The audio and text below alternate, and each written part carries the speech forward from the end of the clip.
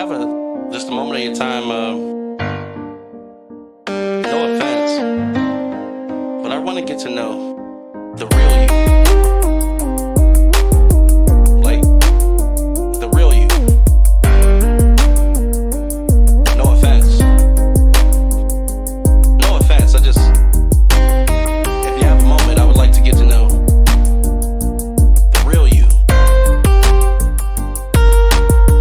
the real you. No offense, the real you, the real you. No offense.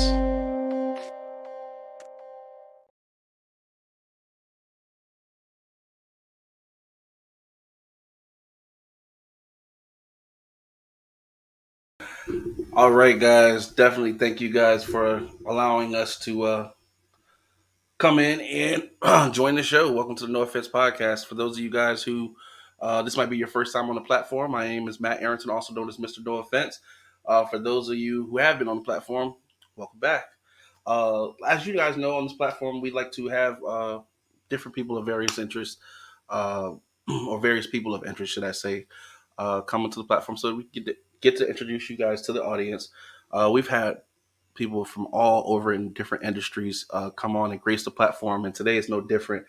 Today we've got a treat for you because we don't normally have podcast hosts. It's not a very common occurrence that we have other podcast hosts or hosts of other shows on the show. But today I'm happy to say we've got Earl Alex on the show. If you're unaware of who this gentleman is, by the end of today's conversation, you will be enlightened. This particular gentleman is the host of Sound Lab Live. You're gonna get to hear about that today, and he's also happens to be the vice president. That's not his only hat that he wears. So you guys are gonna get to learn all about him today, but not just from me. You're gonna get to hear it from his mouth himself. So, like we always do, guys, go ahead and show some love. Make sure that you share out the link. You could either see this on No Offense LLC, if that's where you're watching this, .com, or if you happen to have a Roku television, as you can tell, we are live on the No Offense Network Roku app. So wherever you might be your favorite seat, make sure that you get comfortable because it's sure to be a treat. So before any further ado, make some noise for my guy. We're gonna bring him on stage. We're gonna kick this thing off. Say hello to Mr. Earl Alex. Here we go. Hey, how you doing? How you doing, boss man? What's up, my man? Thank you for allowing me to be on your platform and speak to your audience, your listeners, your viewers. Hey, brother. Thank you for the support. As for one, I got to say this because I'm in the spirit of Black History Month, man.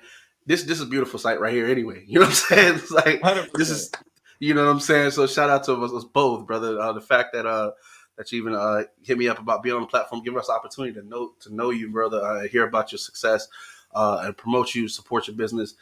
We definitely we're happy, brother. We're happy just for the opportunity that we can both be here, man, in 2024 doing something positive. You know what I mean?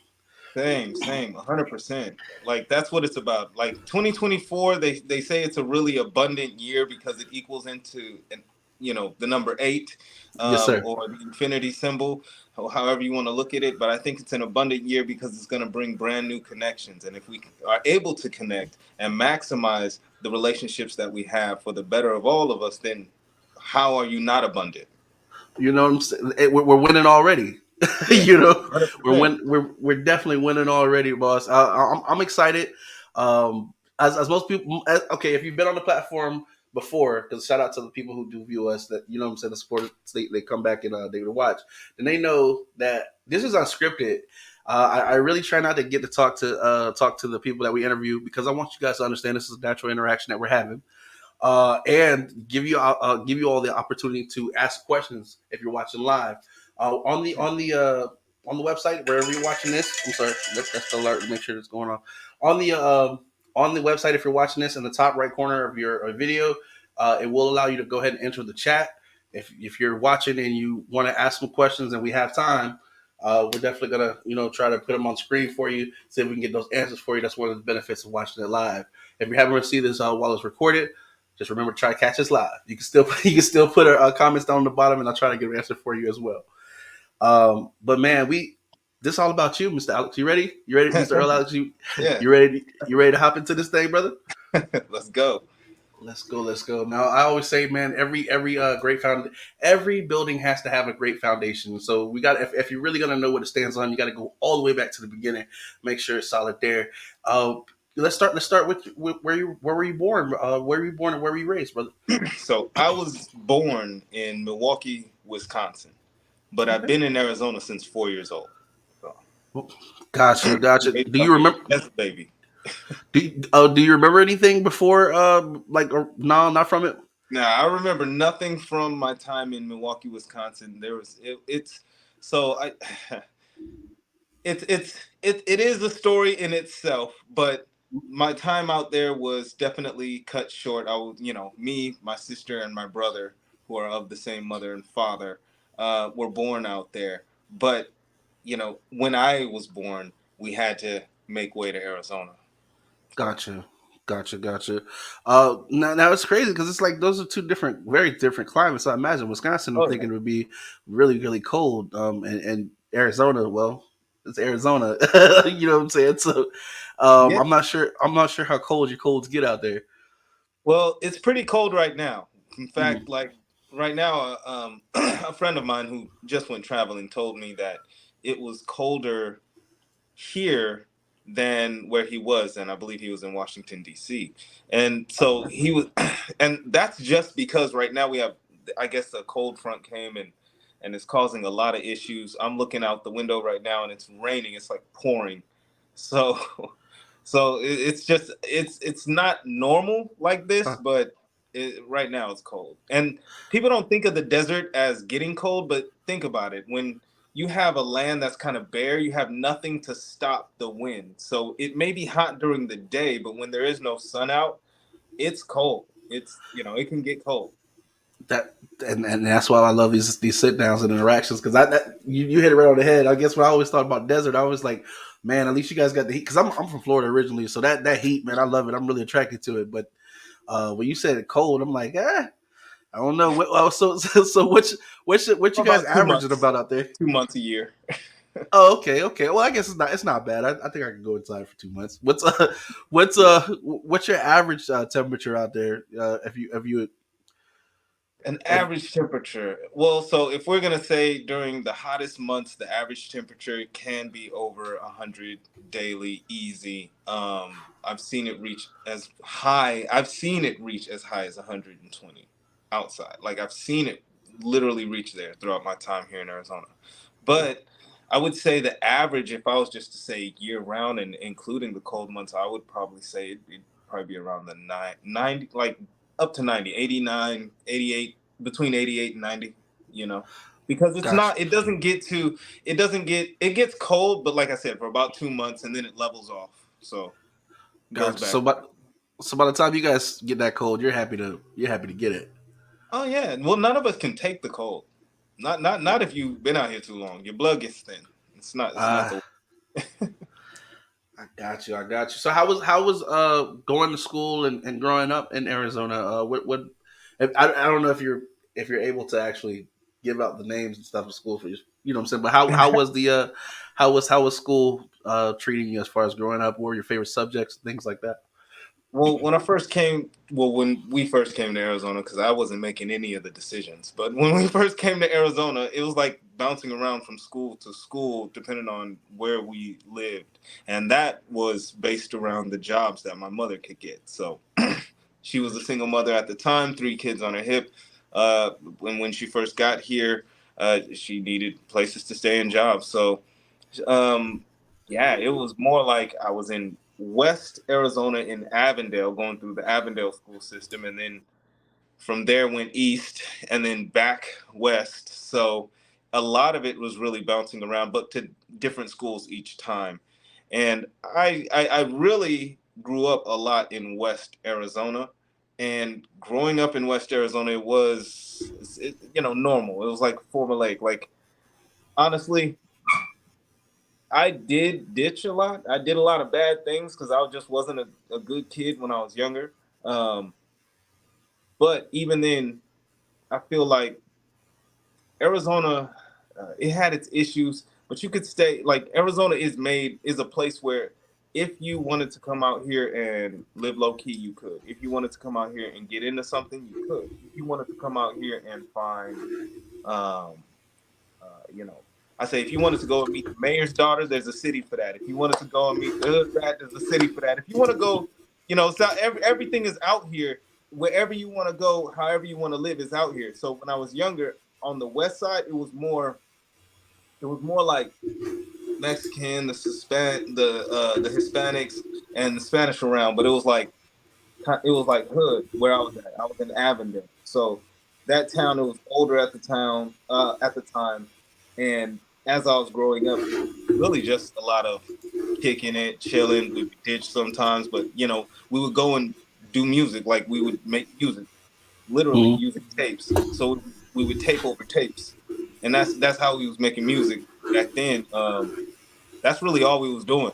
That's all I was doing in there. So, like we was just trying to follow a lot of the rappers we seen, but yeah, that was growing up for me, really.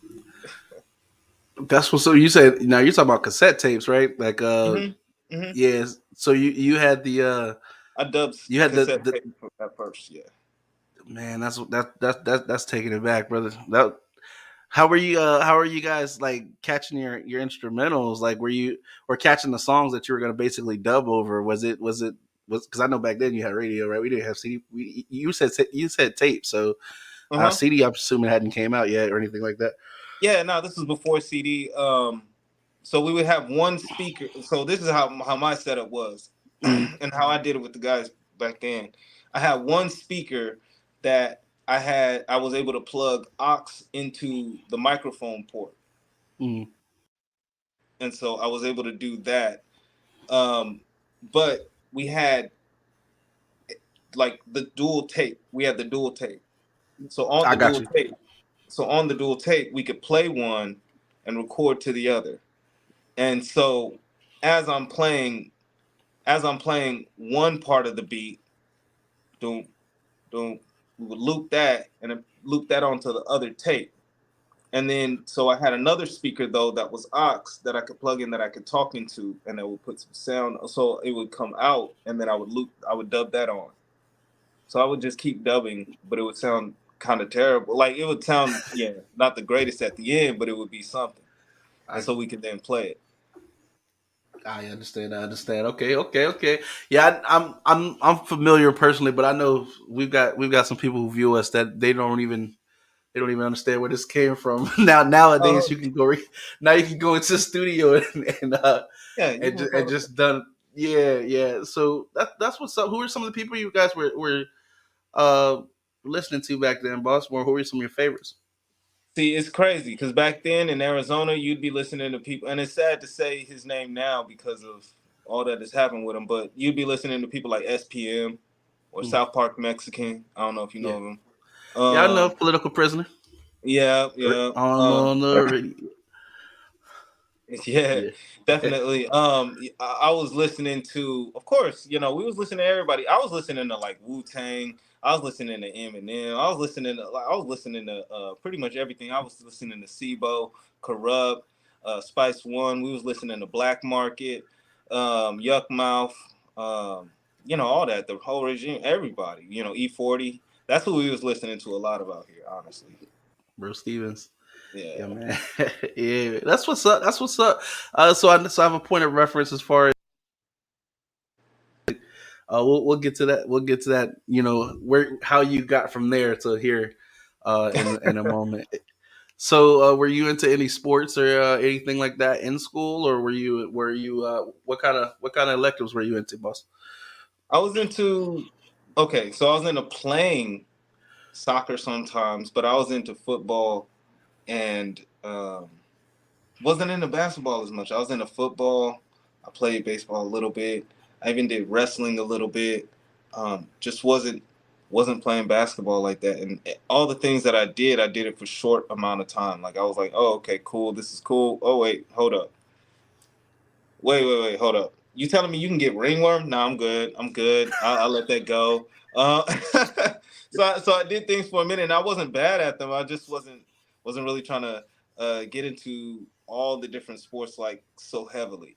Um, I did things more during the summers. So in the summer breaks, I would, you know, get into little sport programs, and well, actually, my mom would put me in the sport programs and things such as that. Uh, for I would get into some of the committees though. So like when I was in high school, I would get into the after school programs that would do things or put things together for the school, like the What's Up program, which was when I went to Westview High School, the Westview High School Unity program. So it was called What's Up, and that program was dope because it would take kids to like a cabin retreat, and a lot of these children would come together. We would go through different scenarios and enactments, trying to promote unity within religion, race, and things such as that, as well as it was actually guided by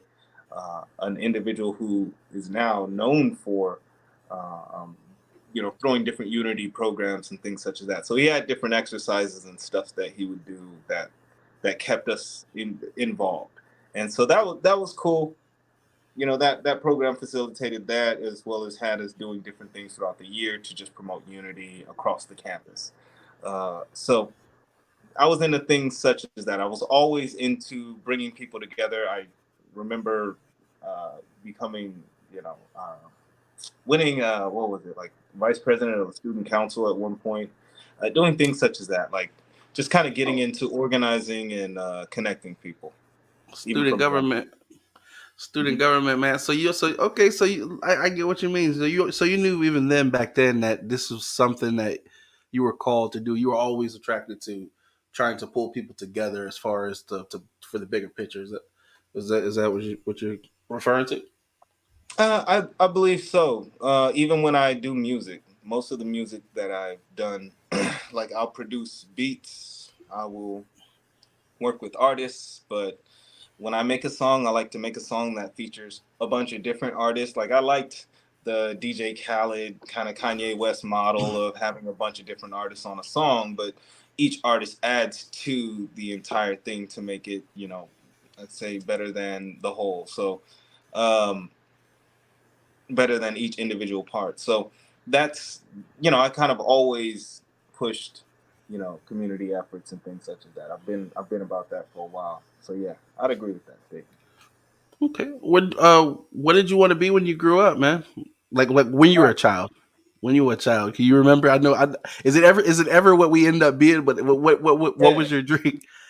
What was your dream? Um, See, I really didn't know. Well, okay, so I got into music. I started rapping when I was 12 years old, and because of Mhm. my whole, I want to help people and I want to bring people together. I thought everybody should rap, so I started running around trying to teach everybody to rap, and so I liked rapping and I liked getting into music. And then when I was 15, I started making beats. So I started making my own music. And so I thought I was going to be a music artist. I started meeting other artists. I started talking to them, getting to know them, and becoming friends with them as the years go by. And people get out of high school and really start pursuing their music or their career seriously. I start finding out that a lot of the people that I had networked with when I was younger have turned into serious artists and are doing their thing. So I'm still connected with them. I'm still able to make music with them. I'm still making music, but not at the level that they are. So I'm like, how do I connect? A friend comes to me with the Song Lab Live idea and says, hey, why don't we throw these events at a studio where we can be making music as well as podcasting or talking to these artists, letting them share their story and helping them to get known in the community and across the web and across the nation as a whole, just get more fans. So to me that sounded like a great idea, and I'm like, well, what do you want me to do? And he's like, be the podcast host. So I jump on and do that, and that works out because of a lot of artists that I know. But then also a friend of mine, Az Friday from out here, who is an artist as well as a event host and does many things himself. He's able to host while I'm in the podcast room. He's able to kind of host between rooms, and bring artists in to speak on the platform, and I get to know more artists. I connect with more people, and so that I feel like my purpose is it's like a living document, you know. To me, my purpose is a living document. I write it as I go, but it has been to not only connect and uplift, to teach, to educate, to bring people together in the best of ways, but really to create at the highest level, to produce. I think, in a sense, I embody what it means to be a true producer.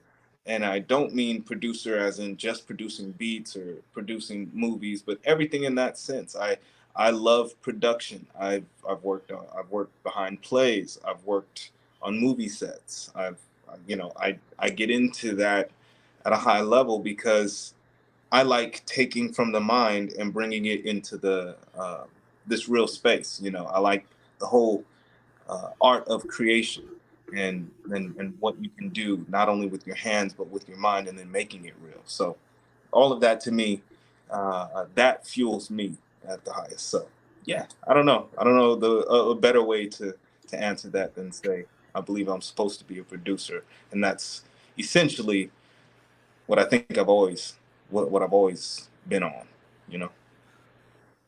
That's definitely a beautiful testament to your journey, brother. And you could tell you're in your element because even when you were speaking about it, you can see the lights. You know what I'm saying as you're describing what it is that you do. But like you said, that I think was best was taken from the mental and bringing it to where it's tangible, where you can see it, and that's an amazing. It's amazing. A feat.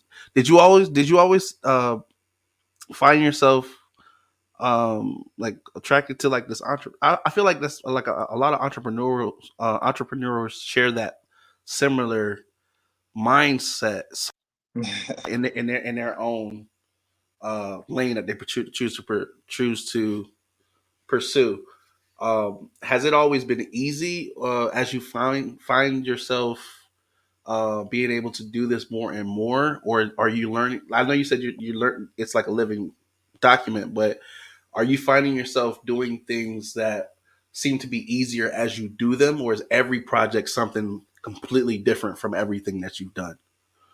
um I think everything has its weight to Hmm. it, and everything is definitely been tough in its own right. So anything that I want to pursue, Hmm. I have to brace myself and know that I'm gonna take myself from where I am to where I need to be to do that thing. And I think Hmm. that is so. Like, say that I wanted to, and not saying that I do, but say that I wanted to act in the next movie that I'm assisting or shooting, then okay, because I'm at a small level right now, I have that ability. We could discuss it and probably find me a role and do all that. And then I'd have to mentally put myself in a position where I got to get my script reading, my line reading in the day. I got to go through all of what that would be to me, bringing me from where I am now to being able to really do that. And that part is always, I think, a transformation.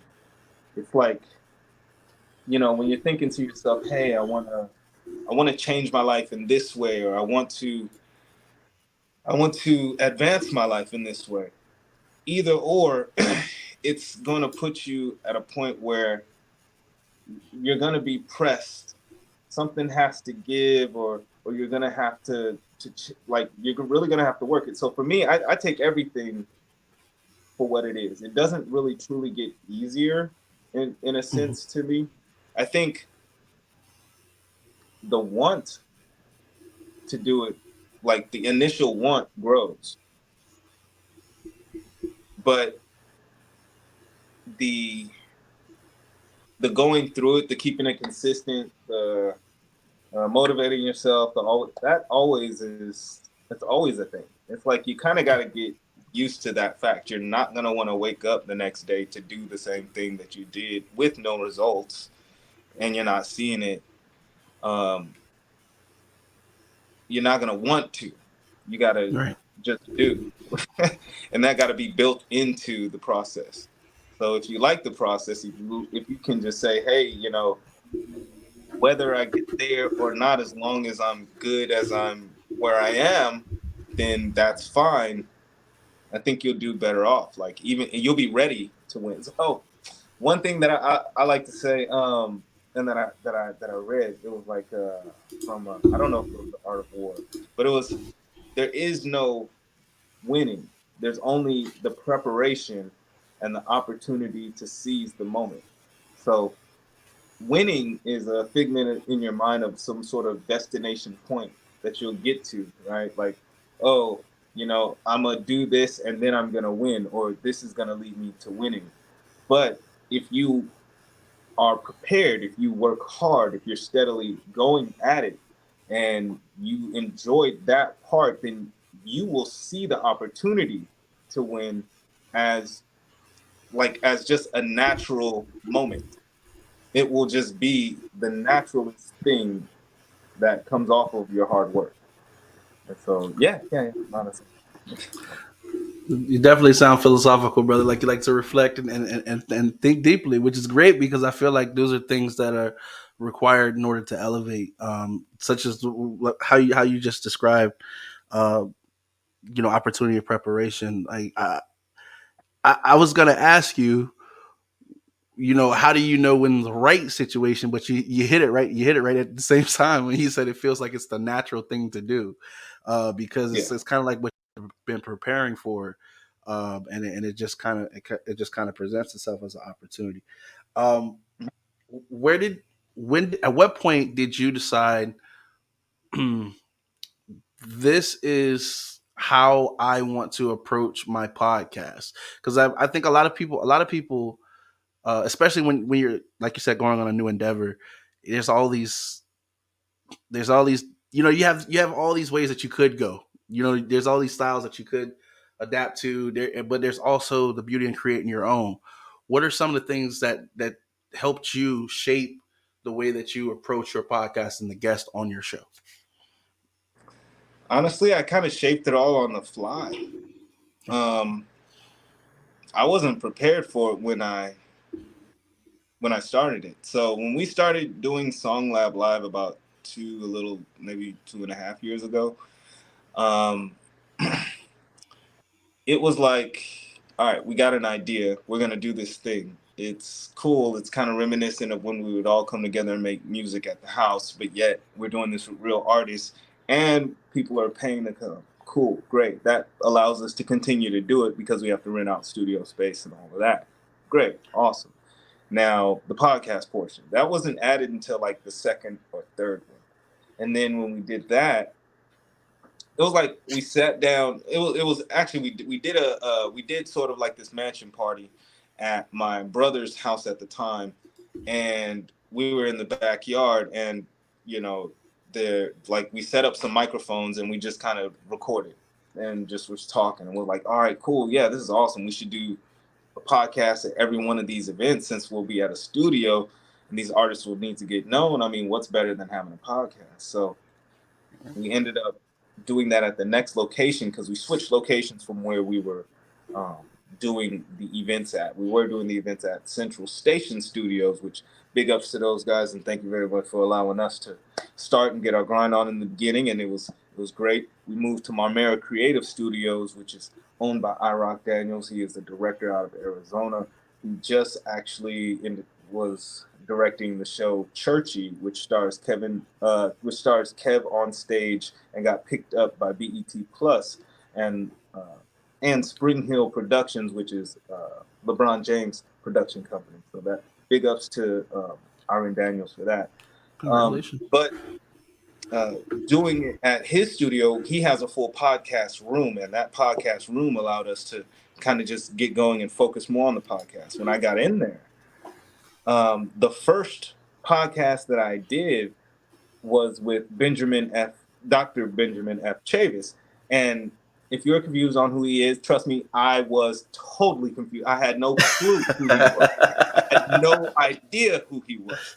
But then, as I'm talking to him to find out he was one of the men who helped to organize and participated in the Million Man March.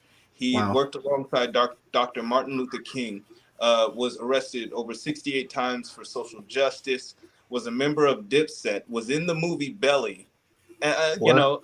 I'm like, so you're the first person I podcast, okay? And I have questions, so Right, right, it's like right. move forward and try to work it and try to make the best interview I can out of such a distinguished man. That was awesome. That also hit me. That was an experience for me. Um, I Hold up 1 second. I apologize. I was getting text right now. No So problem. Understand? yeah, no problem. So yeah, it was really an experience. It was great for me. I really just feel like that sparked kind of a bug in me to want to talk to more people, find out more about their stories, and allow them the opportunity to share what is important to them. And Song Lab Live allowed me to do that with music artists and a passion that I've had for the longest time, which is music. So it just all aligned. And doing that, I created just like the intro on the fly. We created, okay, when there's an artist that comes in, how are we going to do this? We'll just edit it after. So we'll do post editing to give the best product that we can, because we had to learn the board on the fly. And so everything was just kind of learned on the fly. The whole podcast was put together that way.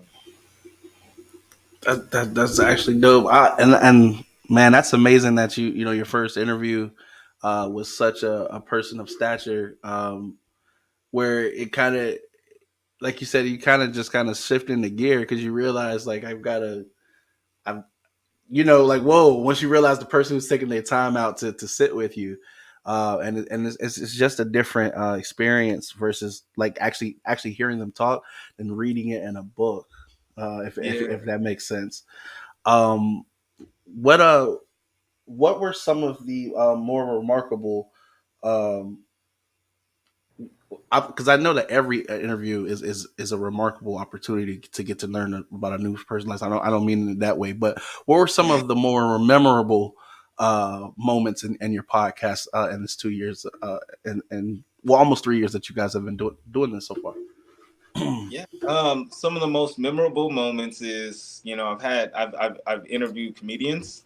Hmm. Comedians are great. I think they will throw something out there. They will say some things that I'm not expecting. And I'll just try to roll with it. But see, my humor is like dad joke. You know what I mean? Like I can't hang with them at that level. I'm gonna say something kind of cool, but so that's why I like it, because Yeah. it keeps me on my feet.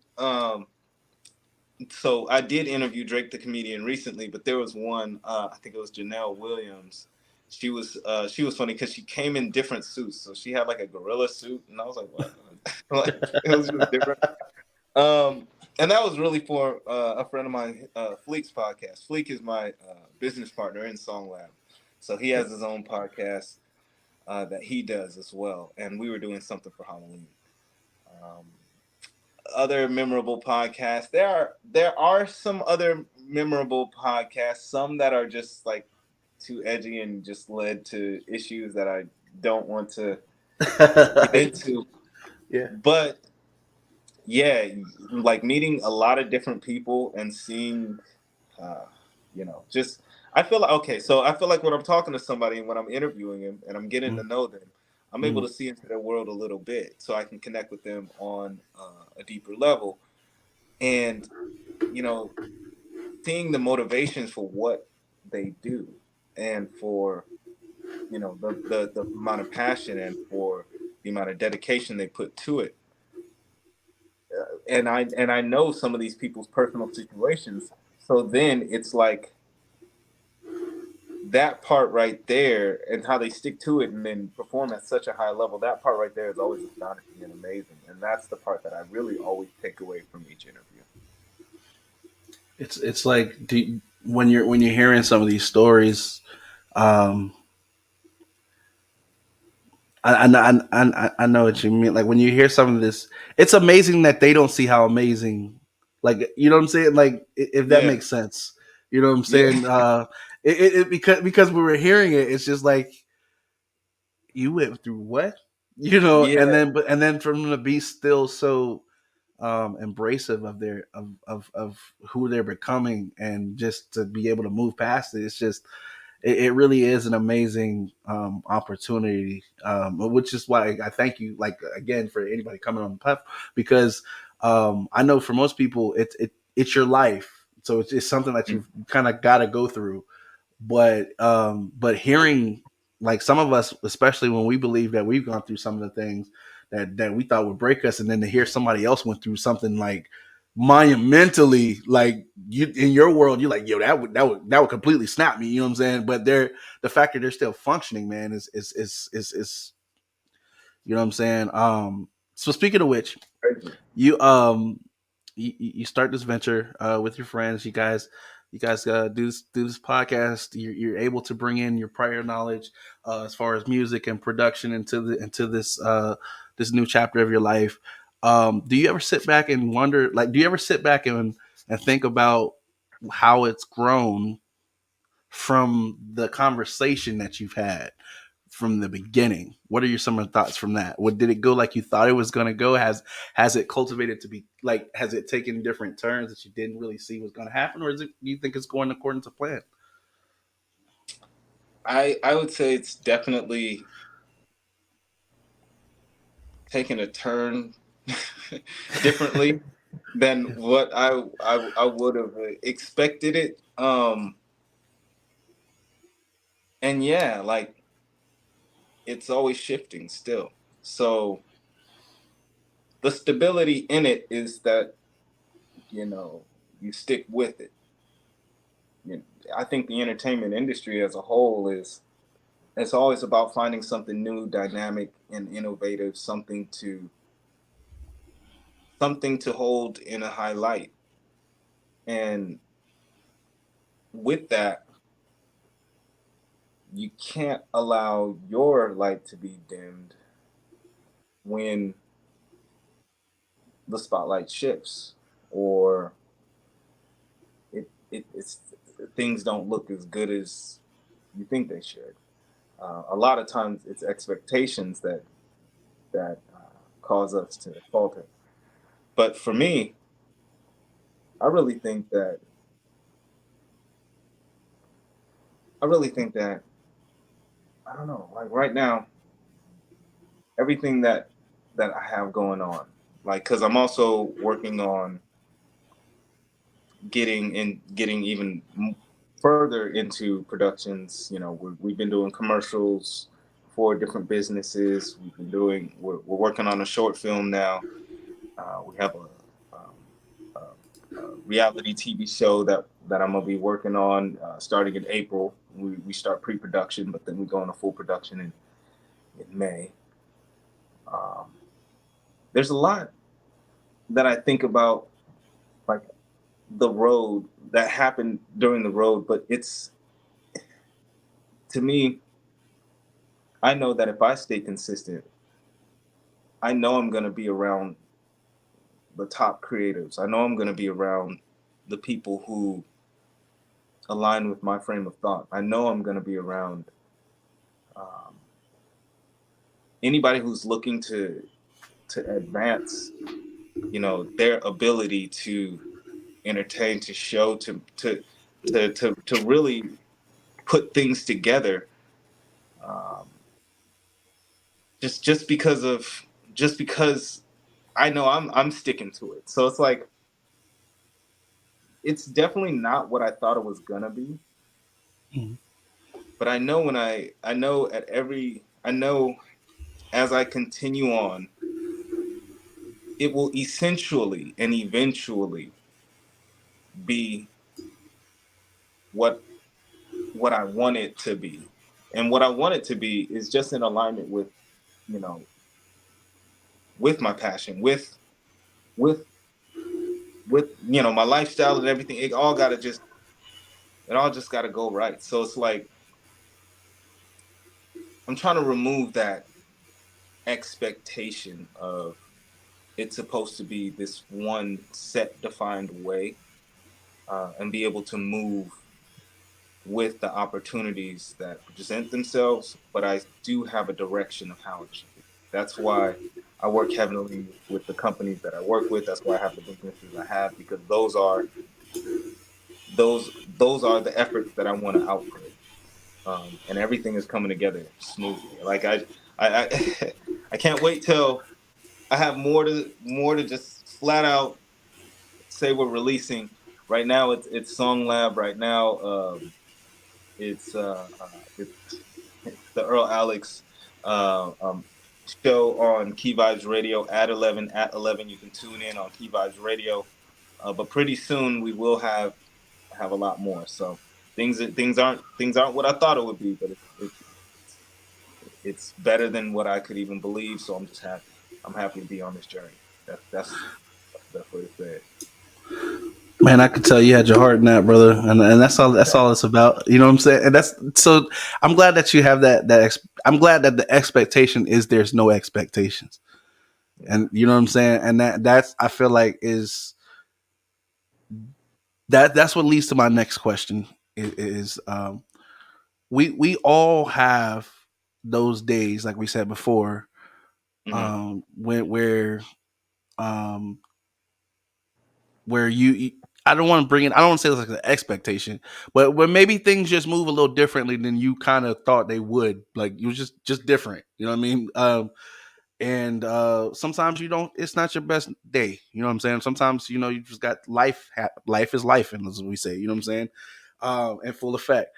What's your inspiration? What is it? What's your motivation that keeps you grounded and keeps you focused? Because consistency to those of us who understand it, we understand that means some days you're just not going to want to do it, but you have to do it because that's what you signed up for. You know what I'm saying? Yeah. And that's where the rewards come in. If it was if everybody could do it, it wouldn't be special. Everybody be doing it. So what is it that motivates and inspires you on those days to get up out of the bed and keep going? Well, I have a son, and that could be like the most generic answer, but he does motivate me. um, so that is definitely one strong motivator. But outside of him, which he's consistently on my mind. I really think like this is what I do. I wasn't. I snuck onto my brother's computer when I was 15 to learn how to make beats. He didn't want me to be on his computer. He didn't even let me on it. I just snuck onto it because he was like, no. He showed me the program. He downloaded the program, showed me the program. I was like, oh, you messed up. Why you even gonna do that? Like, you messed up. I'm finna get on there. I'm gonna find out where it is, and I don't need to know nothing about it. I'm gonna learn the words, and once I learn the words, I'm gonna click turn some knobs. I'm gonna click on some stuff. I'm gonna figure it out, and I'm gonna make me a beat. And that's what I did. And then he started hearing my beats and he started liking them. So he then started downloading more programs. We had Cakewalk, we had Sonar, we had Cool Edit Pro. And then when he downloaded Reason, Propellerhead Okay. Reason, that's what I stuck on. So I'm still a Propellerhead Reason fan. That's why I make my beats. Um, that it's just I just get inspired to move in that way. Like I I remember telling my friend Fleek a long years ago. I was like, man, I cannot not make music, even no matter what I'm doing. Like I spent years as a web developer, and that was my day job. I can make websites now and stuff, but that's not really my day job. But I did that for a while. So even while I was doing that, I had to tell Fleek, I'm like, look, man, I don't know, I might not even release nothing, but I have to make music. I didn't have a beat making program at the time, so he allowed me to borrow some of his equipment. Yeah. Um, that's just it's I think it's in some people to just go like that. I do have days where it's like, it's terrible, I don't want to do nothing, and trust me, I feel that a lot. um and it's not an unlimited amount of like unyielding motivation that I have. But I know that if I do nothing, I'll get nothing. That's the only other option. Like Makes sense. that's all I have, to be honest. So I'm gonna get out here and work what I have in my hands. I'm gonna do what I can. Even if I gotta provide a service for free at first to learn it, and then charge for it. It's like whatever. It's the same way we was hustling when we was younger. We would find a way. There it is. There it is, brother. Perfectly said. Perfectly said. What do you think is the most valuable skill that you've learned? But also, what do you think is the most valuable lesson that you've learned to this point? Mm. The most valuable skill is relationship building. Pure talking to people, connecting with them. That's the most valuable skill out of any.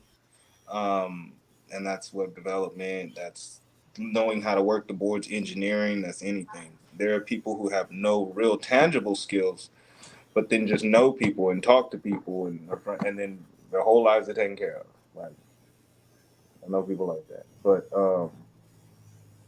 the or the strongest lesson that I've learned, you know, in the entertainment industry or whatever you're doing with in business or when you're dealing with a lot of people, it's almost like I want to take it from the four agreements where they say don't take it personal. Mm-hmm. Um, because people are really just reflecting a lot, and then you kind of got to watch your own reflection just to make sure that just to see if you need to do any of your own shadow work. But I really want to say just keep keep to what you know and grind that long enough to where you wow yourself. Then by the time when you look up, you have everything you want. It isn't about everything in between now and then. It's just about really staying focused and staying on it and staying consistent that I see. That's the biggest thing that I see. Um, that's the biggest thing that has hurt me in my career is consistency in some things. I know the things that I've kept up on, started, stopped, all those things. You do that too many times, people will look at you and think, okay, you're not going to get things going. Um, and then also, um, things that you leave behind are dreams that you could have like really been right at the precipice of cracking, of making it something. So yeah, keep to it. Grind until you wow yourself. And by the time you look up, you'll have it. Appreciate that, brother. Uh, that's deep, man. I'm telling you, these are the kind of things, the answers that you give, man. These are the kind of things I reflect on, like as you're planning on, because I mean we can't see what the future holds, but we definitely know where we want to get to. Like you said, that will to arrive to just see it through, the idea through. Um, as we're trying to cultivate, make sure that we're going in the right direction. Those are some of the things that that I feel like you should consider. Like are you learning? And actually, I guess I should ask you, when do you feel that uh, when do you feel that something has come to a completion? Consistency. There's this what I call consistency to a fault. Hmm. When do you make a decision that, hey, this is the end of this particular chapter? Um, it's time to start on something new. When you've exhausted its benefit to you, Mm, I'm not, I'm not a, I'm not a loyal to a fault type of person, and I mm, also don't believe in everything is just about a tangible or material benefit. Some things right. are intangible and we gain from it. Like you may learn something, you may feel something, you may think something. Um, but if something ceases to give you what you need in your lifetime, in your life, because your lifetime, if something ceases to give you what you need, some goodness or to provide benefit to you in your lifetime, then yeah, that might be the end of that thing. And it's hard to get there, in my understanding, especially when it comes to relationships with people. That's because Get out of my head, man! I swear you're like on my next question already. Go ahead, do your I'm thing. just, Do your thing. Do your thing. I'm just saying, especially when it comes to relationships with people, because with people they are dynamic, they change, they mean so much to us during the time, and a lot of time we create mental representations of them that we at least want to hold as stable in our minds so that we can rely on that, we can hold that. That's an expectation that we have, and we have to let go of that and know, just as we're growing, changing, and learning, so are they. And so it Mm, is tough to know when it's time to cut a relationship or to stop, communicating or connecting with a certain individual or person, whether it be for business, whether it be romantically, and even whether it be just in whether it be platonically, as a friend. It's tough, but those that's I think is the real grindstone. That's where you're able to, because if you can cut off, a relationship, then you can definitely cut off a, I in my mind, I believe, like an addiction, a drug. Some of those things are just as strong in my mind. So if you can, you might want to start with food, trying what you eat. You might want to start with an activity. Maybe you don't do this and you like to do that, but if you can cut off a relationship, I feel like a lot of people become attached and used to people in their lives, and sometimes you just have to let people go out of love. definitely appreciate you on that one, boss man. Let's get into these fabulous cuts, man. I mean, I had to hold that one off because, as you could tell, you know, it'd be a minute before I come see you. I got to give it some time to grow. But I definitely No. see and visited the Facebook page, and man, it looks like you guys really, you guys really figured it out. You know what you're doing. Explain, if you can, how your journey led you to fabulous cuts, man. So I went to a comedy show and I met my guy there, and he wasn't performing there. He came a little late. He's a comedian though, and he also owns Fabulous Cuts.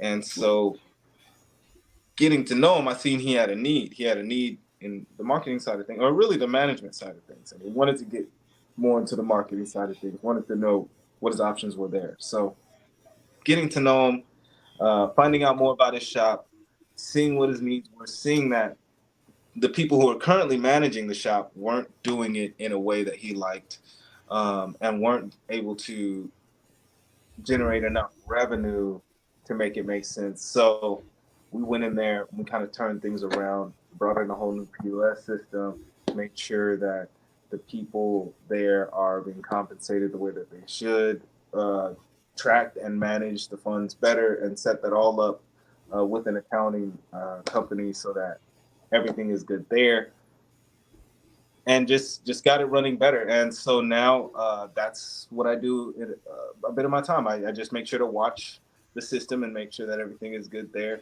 Really, the owner and his sister, they're able to run it smooth and fine now. So things are running a lot better now. And I suggest people go and check it out. Fabulous Cuts in Scottsdale off of the 101 and Scottsdale Road. So get off of the 101 and Scottsdale Road, make a left or head north, and then you'll find them in the Greyhawk Plaza next to Barrow's Pizza. Fabulous Cuts. Now they're awesome. We gonna get that clip for you, but dog, we got you. We got you. We got you for sure. Nice plug in. Hey, back to using your musical expertise in uh, your daily living. As far as producing, uh, how do you know what sounds generally complement an artist that you happen to be working with? I know when you originally start working with artists, they're different, man. They come in different sounds, ideas. You know, how do you get to know and build a relationship with these particular artists and find what it is that they shine in, or what's going to be perfect for their particular projects? So I like working with a bunch of artists, but I Mhm. bring them on to my projects. So Gotcha. as I make beats, I say this to everyone when I because I tell them, yeah, I make beats, but I'm not a beat maker. I It's because I don't always dedicate myself to just making beat after beat after beat after beat after beat after beat. I got But you. I will. But since I'm used to making beats since I was young, I used to do that when I was young. Heck, I literally stayed home from school to just make beats all day. I got in trouble for just you didn't go to school. Yeah, I'm making beats. Like I just took the trouble, just took the ass whooping. Just all right. I'm gonna make beats though. Yeah, It's what 5 minutes of ass whooping for all day of beats. That's a it's fair worth it. exchange. Like, what do you mean? Um, so for me, I did that. Now I make beats because I have an inspiration, an internal need to make beats. So when I do that, I may make a couple. I may make one for the whole evening, and then wait a couple months and make another. Like it could be that sporadic, or I may make some throughout a couple days, and then go back at it. And then when it comes to artists, it's whatever they like. If they like the type of beats that I make, if they like the beat, great. Then we can figure out something and make a track. Work with somebody else, get them on it. Hey, who's gonna do the hook? Maybe I'll do the hook. Maybe I won't. Maybe I'll put a verse on it.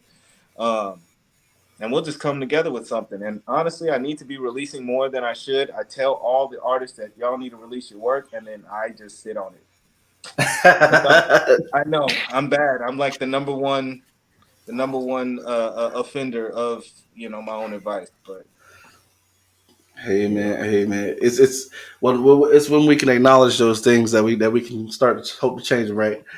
Um, 100%. so where do you see yourself in the next 5 years? Oh, Where it, would you like to be? No, I know you said no expectations, but yeah. where would you like to shape the journey to possibly head in what direction? Hopefully, a song will be released right in the next Right. 5 years.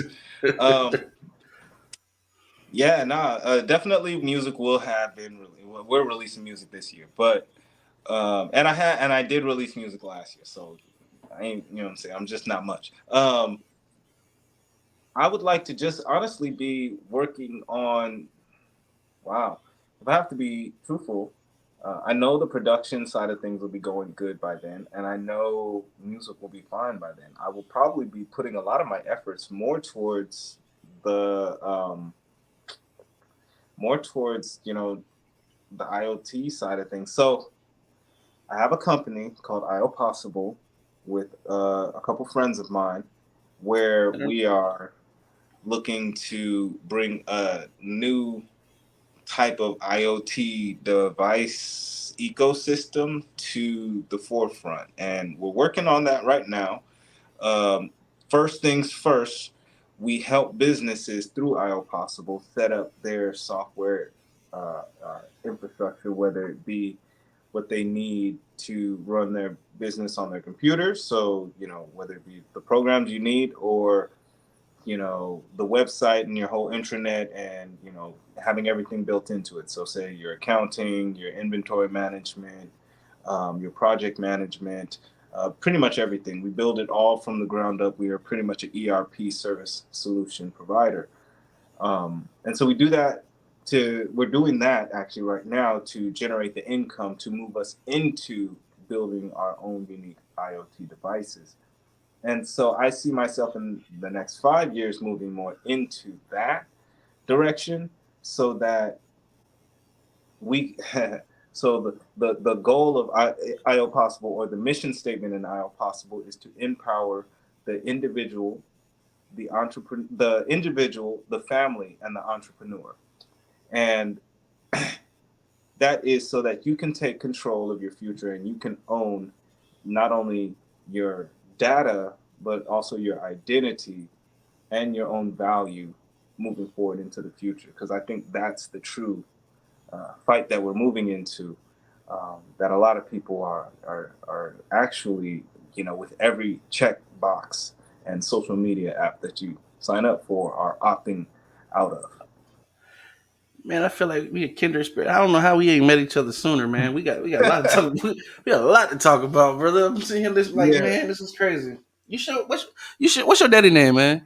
You man. My father's my actual father's name. So my father right now, I'll say my father right now, who's in this state with me, he is Dr. Rodney Pearson. That is my father, yes.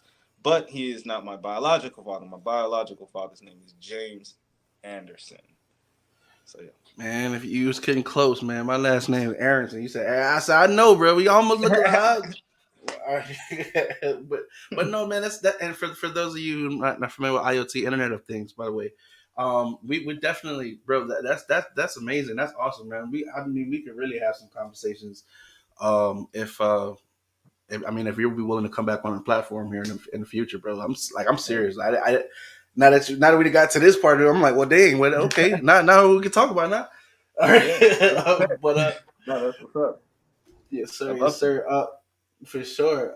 So let me this next one, well, these next two, um, are kind of deep. What advice would you leave for others that hope to travel in the footsteps in your footsteps, versus somebody who may somebody who may just, I don't know, they want more, they want more of life. They're hearing your story and you inspire them, and they just kind of wondering what what kind of knowledge could you impart with them at this time.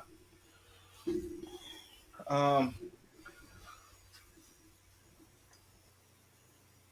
I think, like, if I was talking to myself or somebody who was like wanting to move in my direction, I would say first, hey, look, be smarter. It's okay. You don't have to. uh, then I would say, then I would say, um, I would say, everybody you meet is important. Par none. I think of it like this. Think of it like this. Think now, mentally go with me here. If the greatest book in the world is supposed to be the Bible, well, just if, and then say the final, New Testament commandment is teach every person the word, or convert every person. Like, think about how personal that is to every person. Every person needs to know the word or whatever, whatnot. And, it was so important that everybody would need to know this. You have to feel like what you have inside of you and what they have inside of them is just that level of importance. Like, you are that important. Your message, who you are, your unique life living in this reality space as of now, existing from second to second, is that important. But just as important is that other individual. Everybody has that level of importance. Now, having people feel comfortable enough to sit in that, with you, and to be themselves at that level, that's relationship. That's true relationship. To be authentic, to be open, to be real, to not feel judged. Um, that's real relationship. And if you can connect with people on that level, and well, if you can connect with people on that level, then you'll pretty much be able to get whatever you need done in life without compromising yourself. You know, you don't want to compromise yourself in these relationships. Vulnerability can be a strength if you're vulnerable, but not to your own fault. It's just if you can have genuine, authentic relationships and you recognize people's true worth, their true value, um, that will take you wherever you want to go in any career field or anything. You know, you get to what people value, you can do anything. You can sell them something, you can tell them something, you can eat with them, like whatever it is. Like that's what it's all about, honestly. So that's what I would give if I was talking to myself or if I was giving anybody any true advice that wants to move in my footsteps. That's that's what you need to hold as at the highest value. That's Earl Alex right there, man. My last question is it's always an opinionated question, but I know it's hard to answer. It's no offense podcast. You can answer it how you like to. Okay. There's no stigma, because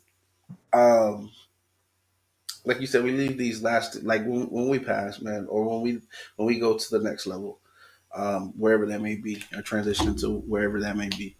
Mm-hmm. Um, I always tell people, um, when we're in school, we get taught about these people that existed before us, and normally there's a general consensus about who these people are at some point. You know what I'm saying? Like, yeah, there's different things added into the story. There's things taken away from it, but generally, when these names are brought up, these common names, people have a certain uh, idea of who these people are. So my question to you is, how will you be remembered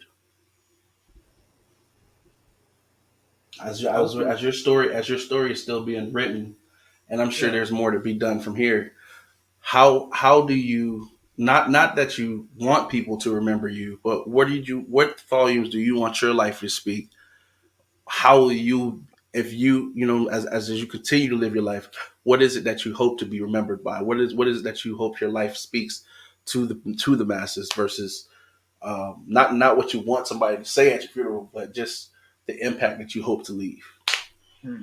That's good. That's really good. Because yeah, you're right. I do think as in terms of my purpose is being written. Like, how would you know your purpose until you've lived your life? Your purpose is as your life is lived. Um, that's a saying. I need to keep that motherfucker. But I heard that. I was like, hold up. Um, T-shirt. No. yeah. um, but for real, if I wanted anybody to take, I would probably say that a lot of the things that I do and everything that I'm about is really flipping the whole idea of where people think value comes from. Because we have this understanding, like right now, that value is determined by the marketplace. So that the marketplace is like, if the demand in the market, is high, and you have the supply, then value can be assessed. So if there's a demand, you need the demand first for it to be valuable.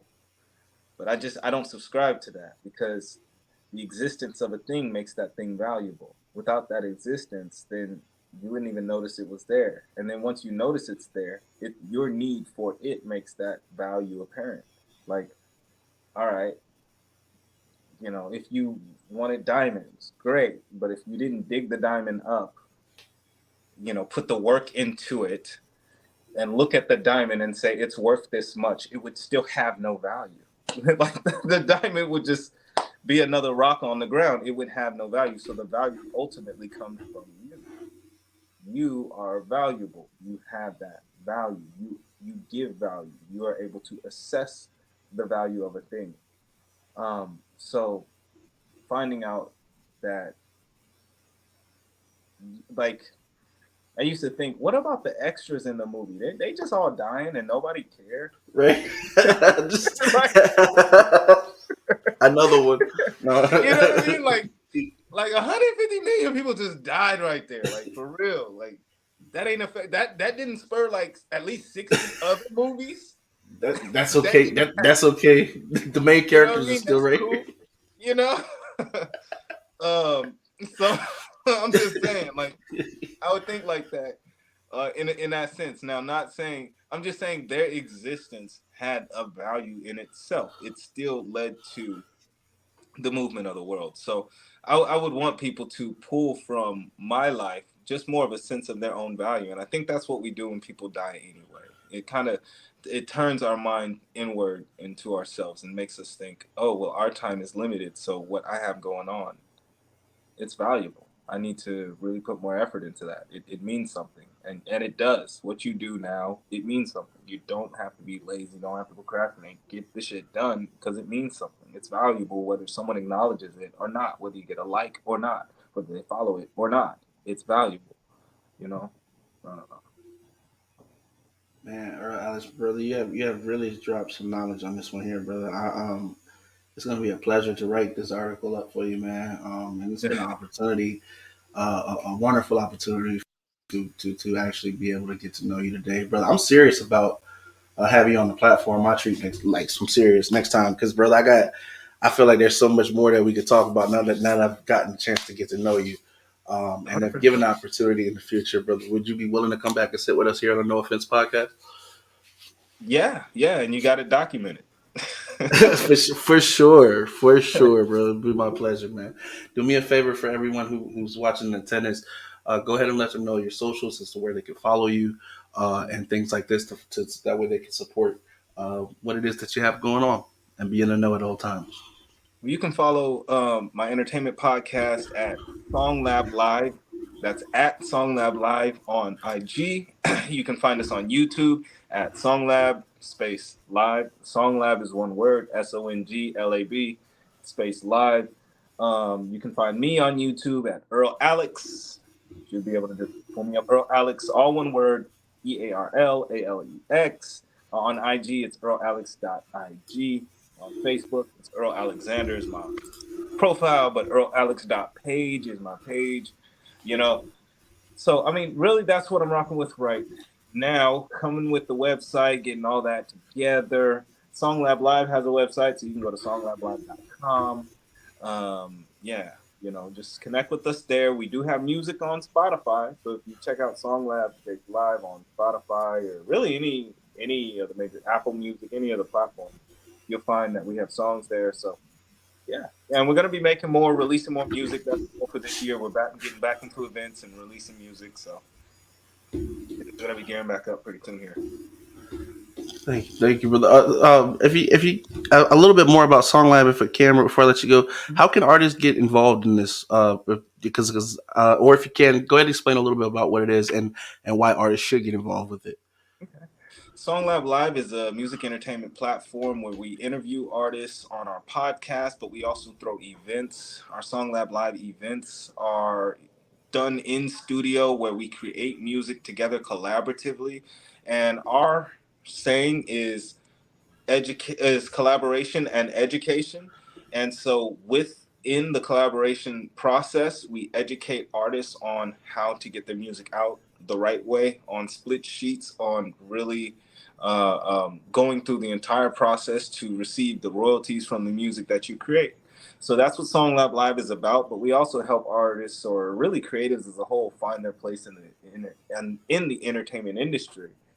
In that attempt, that's how I got into some of the other businesses that I work in. So yeah, we're like connect with us on social media. That's honestly the best way that we connect to people.